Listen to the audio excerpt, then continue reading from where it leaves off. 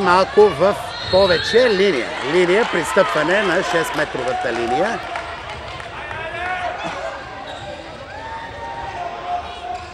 Хубав финт. Мал шанс. Да видим сега какво ще донесе добавката и при удара на Чакмаков. Нямаме късмет, тъй като Леонид Дорошенко показва рефлекс.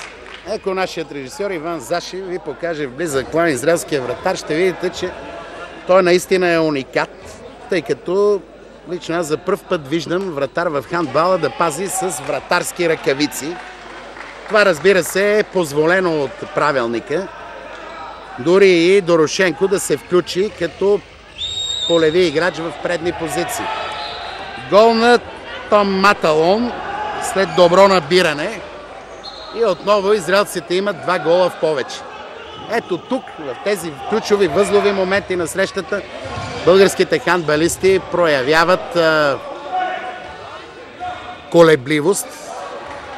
Дали заради прибързани действия или пък заради недобра концентрация в завършващия удар. Сега ниска шесторка в полето на съперника. Очевидно треньорът Христо Йорданов търси повече финтовата игра. Действия с по-голямо движение на крилата и с залъгващи действия срещу челните в защитата на Израел. Разбира се, от стрелковата мощ на Чакмаков ще зависи много. Това обаче не бива да се допуска. Ето, това е големия проблем. Осуетяване на бързия пробив на съперника. Именно с бързина до тук израелците ни превъзхождат. С бързина и много по-бързо раздаване на топката. Нито един бърз пробив не са осъществили домакините от началото на двубоя. Всеки разчита ето на това набиране. Добре, че Борислав Борисов демонстрира самочувствие в случая. Всеки един разчита и на Чакмаков да стреля от дистанция. Отговорност трябва да поемат всички, ако искаме да дочакаме успешен завършек на тази европейска квалификационна среща. Не, че шансовете на българите са кой знае какви в тази група с доста силни съперници, но определено от това, което виждам до тук, Израел е един преодолим отбор. Естествено, преодолим, ако се играе разумно, ако се играе ефективно и ако се използват слабите страни на съперника.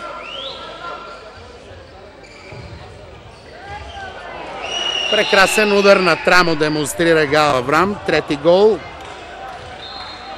за този хандбалист. Само Смолер, дясното крило на гостите, има повече от Аврам.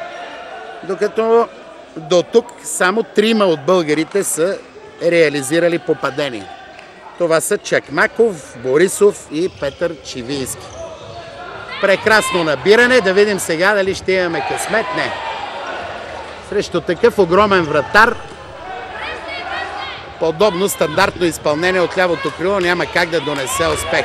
Виждате колко красива комбинация разиграха гостите. Идо Лави открива головата си сметка. Идва момента и за тайм-аут в нашия състав. Христо Йорданов го използва и ми дава възможност да надникна в статистиката. А тя от началото на новото столетие не е никак добра за българският национален мъжки хандбален тим. От 2000-та година насам това е 51-я квалификационен двубой, който българският състав играе. В предишните 50 матча, забележете, 6 победи, 2 равенства и цели 42 поражения. Последната ни победа е в предишните европейски квалификации в кампанията 2007-2008, когато победихме у дома отбора на Грузия с 24-21. В предишните световни квалификации претърпяхме 4 загуби, стана вече дума за поражението в Португалия, което беше рекордно до матча в германския град Вецлар срещу настоящия световен шампион Германия. Ето, това са част от типичните грешки на нашите в атака и в защита. Сериозни пробойни личат и ако не е самочувствието на Веселин Чакмаков, който не е възстановен на 100% се хвърля в битката, разликата щеше да е още по-голяма в наша вреда. 8-12 в средата на първото полувреме. Чавдар Чернев към Станков, който е на позицията на разпределителя. Чакмаков, добър финт и свободно хвърляне. Това не е позицията на Веселин Чакмаков. От десния гард на хандбалист с дясна ръка няма как да се отвори възможност за стрелба. Нашите се пообъркаха малко, върнаха топката и сега бързо трябва да стрелят, защото ръката на Небойша Войсич е вдигната. Това не отменя вариант за пасивна атака и виждате тази поредна наша прибързаност как облегчава задачата на гостите. Владков влиза на мястото на Борисов за поредната постепенна израелска атака.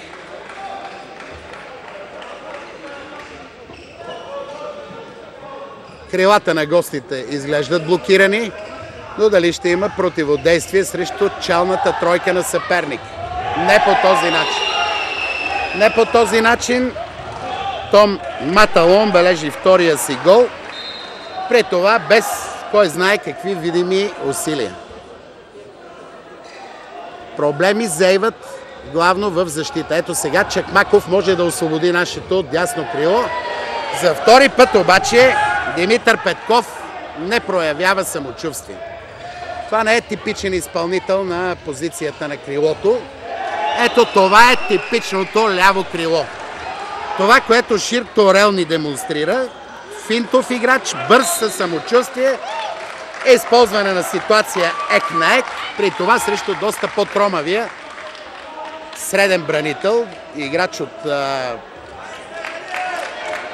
тройката изграждащи. Финта идва на помощ в такъв момент. 8-14. В 19-та минута фиксираме най-сериозната разлика в полза на израелците. Официално предупреждение за Офер Лозон, състезателят с номер 2. На съдийската маса бе вписано този жълт картон в протокола, но той нас никак не ни топли. Топлят ни ето такива изстрели, като този на Веселин Чакмаков. Пети гол на нашия ляв гард. Единственият човек, който до тук демонстрира самочувствие. Единственият хандбалист, който ми изглежда напълно в час с предстоящото изпитание.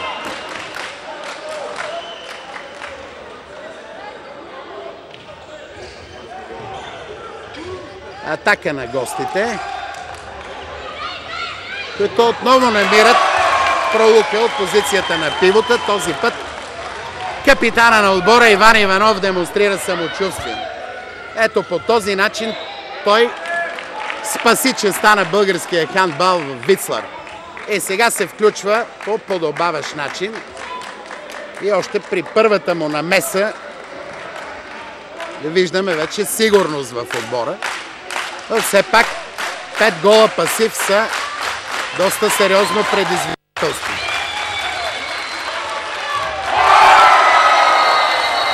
Борислав Борисов става втория наш реализатор в срещата. Дясното ни крило бележи своето четвърто попадение след добрата асистенция на Чавдар Чернев. Разпределителят ни бе на позицията на десния гард и много технично освободи Борислав Борисов. Така тежестта в атака за българите изнасят двама души, Борисов и Чакмаков. Ще се намери ли човек, който да организира отбраната ни? Класният вратар Иван Иванов. Сега наказателно хвърляне в полза на гостите. Веселин Чакмаков получава поредното официално предупреждение в 21-та минута на двубоя. Решава да остане на гол линията Иван Иванов.